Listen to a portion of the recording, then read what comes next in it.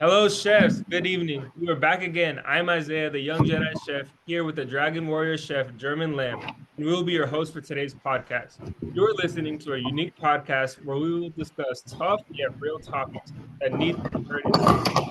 In this podcast, you will hear the truth real, raw, and unfiltered. Today, we have the honor of having Zoe, Madison, and Chris. These are three very passionate high school students that are here with us to talk about the future of the culinary industry. I'm excited to get started and jump right in. So, without further ado, I will let the stars of our show, our guests, introduce themselves. We will start off with Zoe. Zoe, give your elevator pitch. I'm sorry, what? Sorry, what? So elevator pitch. So what's your name? What are your plans after graduation? And why are you passionate about this industry? I'm Zoe. After graduation, I plan to attend the Culinary Institute of America in Hyde Park, and I really developed this passion when I was 8 years old watching Ratatouille. I knew that's what I wanted to do. And I did a summer visit. I loved the campus. And so hopefully I'll earn my associate's degree in culinary arts and maybe do food business management. Awesome. Thank you so much, Zoe. All right, Madison. I'm Madison. As of right now, I don't plan on pursuing a career in food service or food industry, but I do have a passion for cooking, which stems from cooking with my grandma when I was younger. And I love to cook. I'm not very certain what I want to do after high school yet. Still figuring that out. Awesome. Take your time, Zoe. Curtis. I'm Curtis. I do plan on going to TSTC after high school. I love cooking. It's something I like to do in my free time. I think of it more as a hobby. I really like doing it. It stemmed from cooking with my mom when I was younger and my grandma. They really just helped me want to cook more and pursue it as more of a hobby. Awesome. Thank you so much, Curtis. I feel the same way. Kind of started with me in the kitchen with my mom, helping her make dinner. And that's kind of where I fell in love with this industry as well. So thank you so much for your introduction. In this world, the one thing that most desire above all, especially those pursuing the hospitality industry, is to be remembered, loved, and appreciated. Often, this is done by leaving an impact on someone else's life that leads to life-changing moments that make the world a better place. Individuals that do this are known as icons. Not everyone is an icon, but anyone can become iconic if they unlock the DNA within themselves through determination and the power of the mind, body, food, and soul. And I know that today I'm sitting with three future icons. So this is my question to you. What is an icon, and how do you believe you can reach icon status? So Zoe, do you want to start it off? Yeah. When I think of an icon, I think of someone who does like something bizarre. They achieve bizarre things. They have like a really high standard mindset, and they do it with a good attitude. Like you can be bizarre, but you can also be an asshole. But if you're like bizarre and you're a good leader, like that's iconic to me. Exactly. You couldn't explain it better. All right. Anyone else want to jump in? To me, an icon is a legend. I like to look at it because they do like such great things. They're a role model. People look up to them. They're admired. They're just legendary. Yeah, definitely role model is at the top of that. Iconics, everybody looks up to them. So thank you so much. Curtis? I think an icon is someone that uh, you think of whenever you think of something great. Like when you think of like cooking, you think of Gordon Ramsay. Or Exactly. like when you think of acting, you could think of like so many people like Johnny Depp and stuff like that. Like you're not gonna really think of someone that's like not common, but you're gonna think of someone that is really popular and really in a lot of the things that um, like make it known. Exactly. And a lot of these people are where they are today because they were willing to be the only one and really take risks and kind of set yourselves apart and stand out. So I think that's one of the things that icons do as well, is you have to set yourself apart. And, sometimes it's okay to be the only one. It's okay to do things that are doing because that's how you stand out and set yourself really apart from the crowd and become iconic. So most icons along the way, they've they've had the honor of having mentors and having people to guide them and kind of lead them through the way. So I'm gonna have Chef Lamb actually answer this question. Why is it so important to have a mentor, Chef Lamb, and what do mentors do for students like us? Well, think about this. We have two dragon warriors and we have two phoenix warriors. And if you think about the dragon phoenix, I like to use horoscope. The phoenix is she dominates. And to me, I always say females are amazing chefs. And the reason why I say that is they have these characteristic and DNA in them that guys don't have. The dragon is like a caveman. That's what I call. But for these young Jedi's here, mentorship and mentee is so important because I look at it as think about this. You're in high school, you're graduating. Isaiah, he's graduating from CIA. So one way, it really doesn't matter whether you go into a white collar or blue collar profession. You're gonna find out there is a core, and that core is the same wherever you go. It does not change. And to me, I passed my stage of high school, college, and the work world. So I really have a picture of today. So what I talk about is today, not my glory days. When I work at the Ritz in Boston, because that era does not exist anymore. It was a time that I was just lucky to be there, and I had mentors in Boston, and they really taught me what French cuisine was. So if you're talking about Escoffier, right? Escoffier is the king of cooking. But I realized, can you take his philosophy and principle and bring it into today's practice? So that's why it's so important to enjoy reading and understand reading. Then you could give your side of the story of this is how I'm going to approach, this ratatouille. Ratatouille is my favorite dish to make. It really is. And the reason why I say that is you could take whatever's in the garden, meaning wherever you are in the world, whether you are in Europe, Asia, Middle East, here in Massachusetts, whatever the garden grows, that's what you do. You take it, then you go, okay, how does it taste? Does it have any life? If it doesn't, then how do you bring it together? So that's why, to me, ratatouille is the simplest, but it's the hardest to perfect. Exactly, exactly. Yeah, you definitely with those ingredients, what are you gonna do with it? How are you gonna take it to that next level? And having somebody to help you and show you kind of the routes and the way to go is super, super, super important. So this question is for the students. Anybody could kind of reach in and start out. Who are your mentors and why are they your mentors? Personally, my mentor was my grandma. She was the one that got me into cooking, and so I really looked up to how much she loved cooking because she watched cooking shows and she wanted to try it out. So we just tried it out, and now I look up to Chef Faraj because he's the one teaching me new skills and techniques to perfect cooking. What's So one of the, I guess this is a follow-up, what's one of the coolest dishes you were able to make with your grandmother? Or your favorite dish? she saw these like fried pie tart things. Uh-huh. And so we made like dough and we filled it with different fillings like cherry and apple and stuff. And we pushed the sides down and we fried it in just like a little pot with some oil. That's Kind of like a awesome. funnel cake, but That's awesome. Uh, Curtis or Zoe? I would say my mentor is most definitely my mom. Uh-huh. Not only in cooking, but in like every other way, because she's basically shown me how to live and what to really do with my life. Um, she showed me that not only like is cooking can be fun, but like also just doing it with family can also make it fun. It's not more about like what you're doing, but like who you're doing it with, and it can really show like all the emotion and the love that you can put into anything that you do.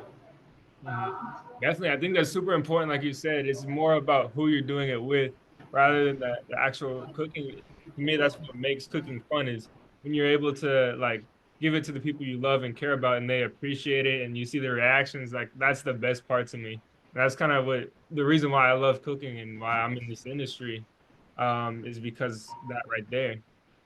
Zoe. I agree with Curtis. Like growing up, I've had a lot of mentors within my family, but ultimately I've learned like cooking, like it just like giving out and showing people like that's food is love to me, and so that's how I like show my love is appreciation is just cooking and putting together a meal. My mentor is definitely like my mom. We cook a lot together, and she humbles me a lot because I don't know everything. And same with my stepmom. Like I've definitely learned like there's so many things to learn. And my dad, and even in life, just like hard work. But I think like even more so outside of my family, I think I've looked up to like greater chefs like Michael Bottaggio or Antonio De Faso. Like they're just like they hard work and being creative. I just pick up so many different points from them and just really like try to transfer it into my cooking. Yeah, I really love that. I love your passion. And I definitely, most of you guys, you said your mother or your grandmother, it's definitely resonates with me as well. That's kind of, like I said, where I started my motivation for cooking was with my mom. The reason why is because that's almost like the best food because it's food from the soul, it's food made with, love. So that's super, super important. Chef Lamb, who's your mentor, Chef Lamb? Well, you know what? As you get older, you're going to have a lot of mentors for different reasons, and they're going to be amazing. So, in one way, it's like you're going through life and you need these skills. So, for me, the Ritz taught me about technique, preparation, methods. So, one way, the X and O's of science. Cooking is science. What happens with hot and cold methods, cold food, hot food. You have to know how to use those temperature to bring that ingredient out. However, my parents are the one that taught me how to transform anything in front of you and turn that into love. So I could say, as a baby growing up, every meal that my parents made, I was like, damn, it wasn't a bad meal. It wasn't a burnt meal. There wasn't a meal that was salted. I was like, woo! Then I realized if you're preparing something to a loved one, you're not gonna suddenly just, slop and serve and here you go and you're like, what happened there? Undercook or overcook. So I understood, emotions and feelings. So it's very deep. So one way, when you're going into this profession, you're not just an artist, you're an engineer. And that means you know how to solve problems of, okay, how do I prepare this meal? Or how do I bake this? Or better yet, how do I develop my team? Which that is very hard because they're the one that has to make the scrambled egg. They're the one that has to make the tuna salad. They're the one that has to make the mac and cheese, So there's a lot of steps that you have to go through and you have to understand. And one way I call it freestyle. If you have an open heart, open mind, open ears, you're going to learn so much quicker and faster than your classmates. So even though you go to an amazing culinary school, in the world, but you have to know how to break that down into philosophy and principle in your language. Yeah, awesome. Yeah, great point, Chef. So, students, this is for you guys. This is your opportunity. What questions do you have about the industry? What are you looking forward to? What are some myths that you might have heard about the industry? Anything that you're curious about for before joining the industry, and if anything that's you're hesitant about, or any questions, anything. Now's your time. Shoot it at either me or Chef Lim. Um, Anybody can start it off. Just like any questions about Any the questions, industry. curiosities, any myths that you heard, anything you're really, interested to find out, anything. I have a couple questions, but like one of them, I feel like just how do you like build a mindset to keep going, like even on the bad days? Because obviously in the kitchen, like I feel like the bad days like can really take you over and like Yeah, beat you damn, down. So I that's need a a good great mindset. question. Chef Lamb, do you want to answer this or do you want me to answer this one? You know what? I'll let you answer it, and then I'll chime in with what I'm gonna answer that question. That's a great question right there. It is. So, actually, in my time in the kitchen, I've had so many bad moments, so many embarrassing moments that have really, take a huge hit on me. And especially, I guess a time in particular that I remember was I was working for, I don't know if you guys know who Thomas Keller is, but I was working at one of his restaurants named Fun in Napa Valley. And for me, this was one of the worst days I've had in the kitchen, but it's one of the days where I've learned the most. I was going into work and I came in from work just after school, so I was really tired. And, I came in unprepared and pretty much a little bit unorganized. So I came in to work and my mind was everywhere. It was really chaotic. And I didn't have the opportunity to prepare myself. So I was behind on a lot of my preparation. And then when service rolled around, I was unprepared. And I was on the oyster bar. So we had like 3 orders of lobster and I only had 2 orders of lobster made. So I was pretty much screwed, to say the least. So I was running back and forth in the kitchen. The chef was yelling at me. Everybody was crazy at me, and like it was bad. And then my mind was so everywhere. I was putting on a cutting board that had onions on it. I put raw, lobster on it mixed. So it was really really bad. So to say the least, it was a horrible day.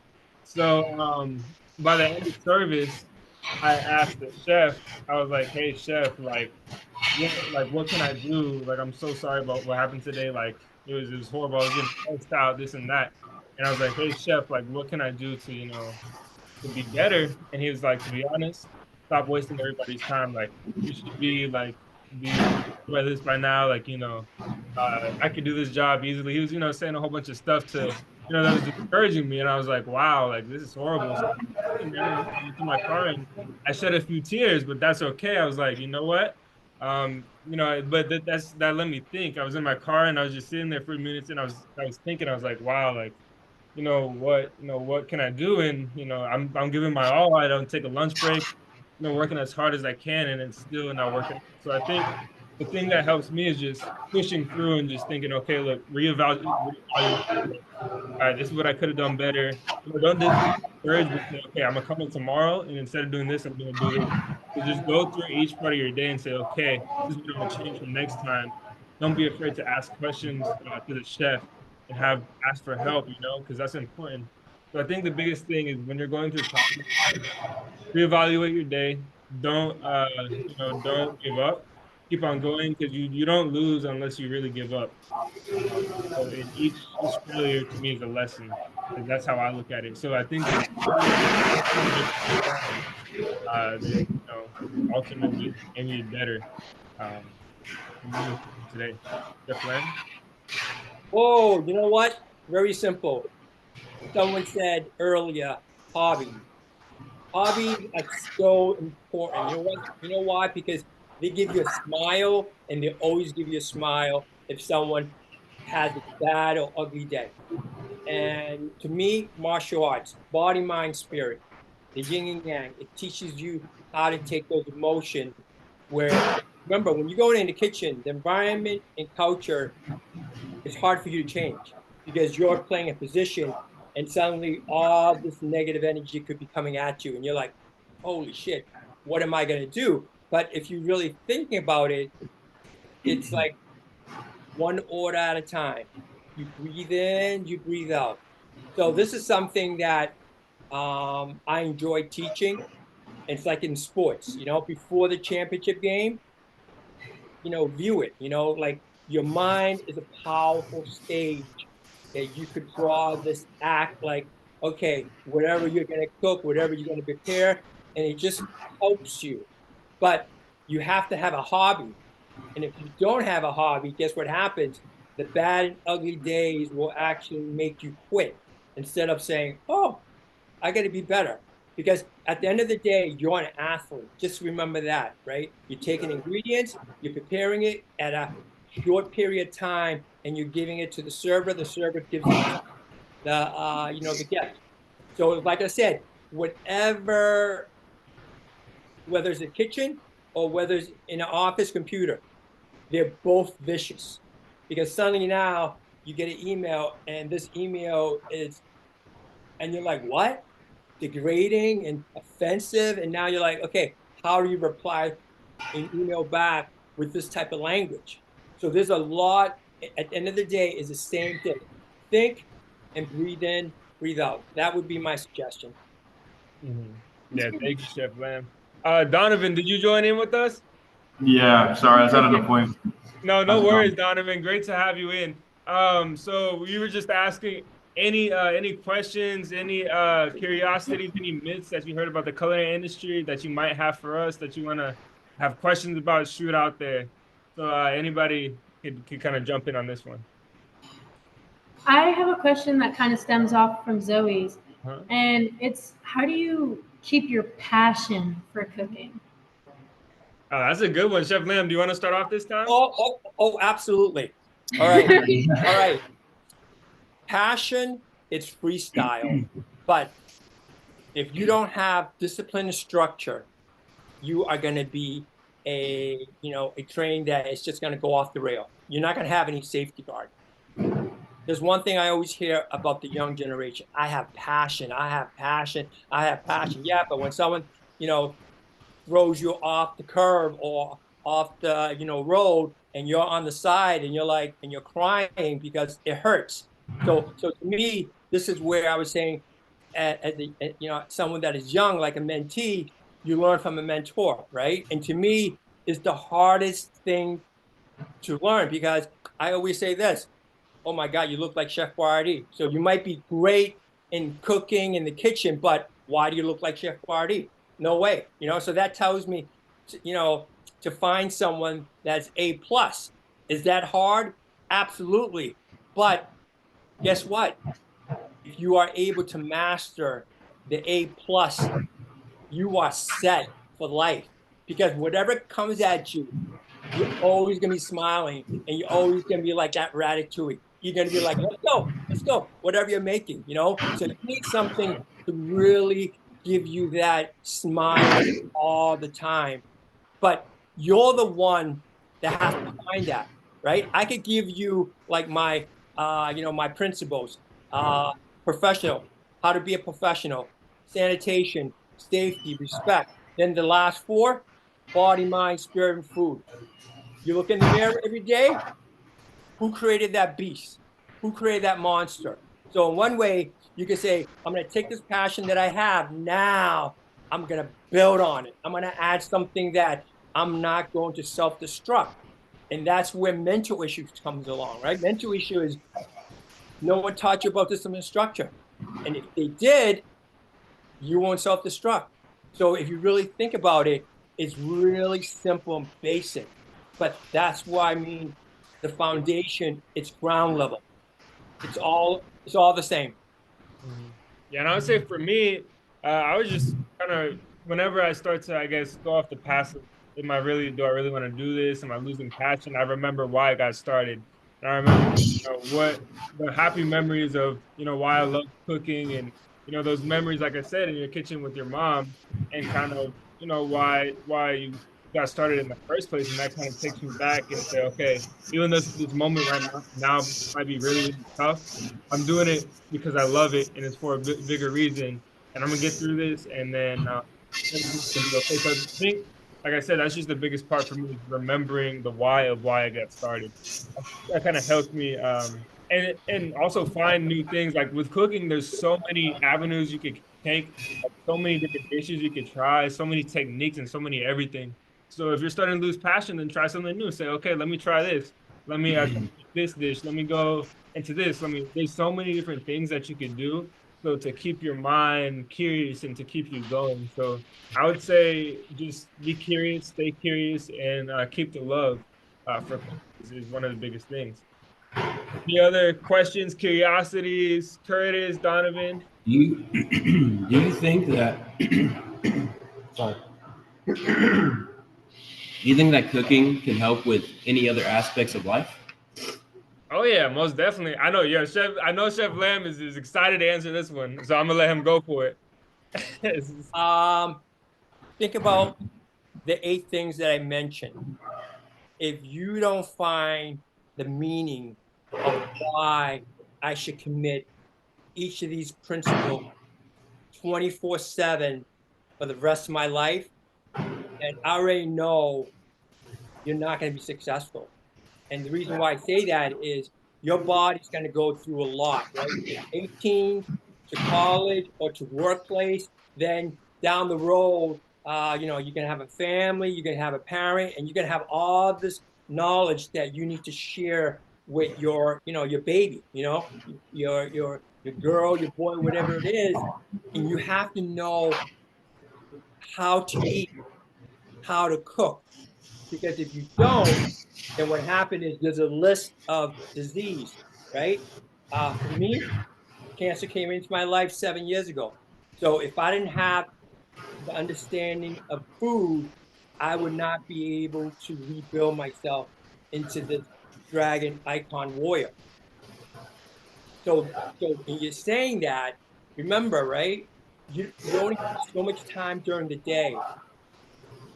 Whatever you're doing, there's a benefit to body, mind, spirit, and food. If it doesn't give you A plus, it doesn't turn you into a Ferrari where you're like speed or you're like Hercules with the strength, then you know what you're concentrating on is just entertainment, which is fine, but it's not going to get you where you suddenly have this passion and suddenly, like I said, right? You could work in the white collar world. Do you want to eat sandwich for the rest of your life and lunch, or do you want to bring in a nice meal every day? So, I mean, and I see this, right? I see people, there's nothing wrong with pizza. There's nothing wrong with a nice hoagie, a sandwich, but you're not going to think quick and recover. And you got to think about food, right? Food is a memory. It helps you develop your smartness. So that person's not smarter than you. That person just knows how to eat, why to eat, and you need to figure that out. And I think one of the biggest things is like chef, food is free, food is fuel. So what you put in your body is what's gonna come out. It's how you're gonna perform. Food really is has a lot of control over you. And I even noticed it myself when I go long times without eating. I'm angry. I'm not the same.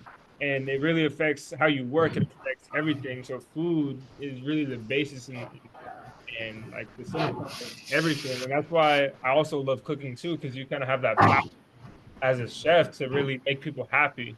And that's really, really important. Food also it brings people together. Like, holidays, Thanksgiving, everybody prepares a big feast. You spend all day cooking. You're with family, and it really brings people together. And we actually did a podcast on the impact that chefs have. And one of the things it, you know, like even countries that are at war, they come together around the table and they discuss really important things. Around food.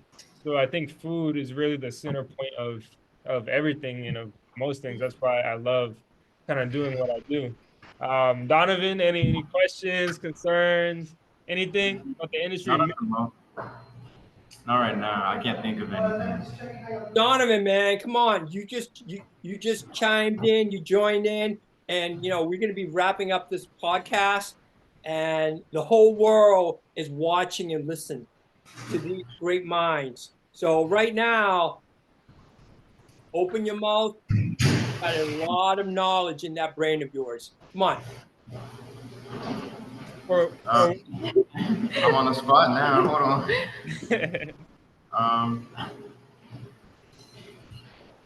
Everyone talks about like how they can influence culinary in their own way. So how do I know that like how can I bring my own kind of flavor to the culinary world?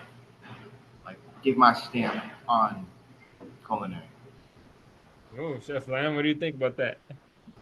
When I started, I went to the library, went to a bookstore, went to the cooking section, went to the philosophy section, and I just read.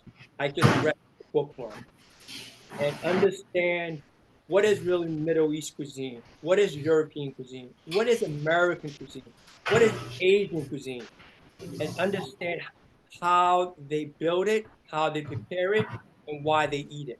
And once you understand the foundation of where they're coming from, now you could do what you just said. You can make an impact. But however, if you don't understand the foundation of other cultures, uh, you know, approach, you are going to disrespect their food. And that's why I would say a lot of young chefs, and also veteran chefs, they I know what they're trying to do, but when I taste them, like, ooh, you just ruined a great, you just ruined a great tradition. And here's something: you're in the business correction, and that's really hard. Think about that, right? Someone says to you, "I'm sorry, but what is that you just made? It tastes like crap." And you're like, you cry. It's like, it's like, okay, then show me. Like I always say, right? What's missing? Then show me. I made so many mistakes back then. I look at it right now, I'm glad, because everyone taught me how to clean it up. So I'm like, yes, you make mistakes, they teach you the right way. And if you make mistakes, they don't teach you. Now you know that person really doesn't have a strong foundation. Exactly. You're so right. And I think that's definitely important to understand other people's cultures, understand their food and where they're coming from. And then look at dishes. Even when I go to eat, I'm like, okay, what can I do better? How can I change this? How can I make this? And it's kind of like gets you thinking and gets you, like you said, how do you keep that passion? Keeps you passionate when you taste other people's food. So I think that's super, super important. So we have about like 2 minutes left before the call ends. I have this free version of Zoom, so it's about to end here pretty soon. But um, before we end, Chef Lamb, well, first of all, I want to say thank you so much for taking this time. All the conversation and all the questions you guys had, it's really amazing to hear, and I really, really, really appreciate it. So, Chef Lamb, with about 45 seconds, any last minute advice that you have, please. You could kiss and hug the moon and grab the star every day. The question is, you're wearing a white jacket, and when I wear this white jacket, there's a meaning. You're a professor. You are a doctor. You're an artist. You're an entertainer, and you have to understand. Once you take this white jacket off, it doesn't change of your characters and your DNA, and you have to figure that out. You know, and to me, that is something like, come on, clean yourself up, look like a lady, and become a gentleman. Those two things in this generation, I don't see that happening, because no one talks about a female will be a young lady. She'll be a woman. She'll be a strong CEO woman. A guy, same thing.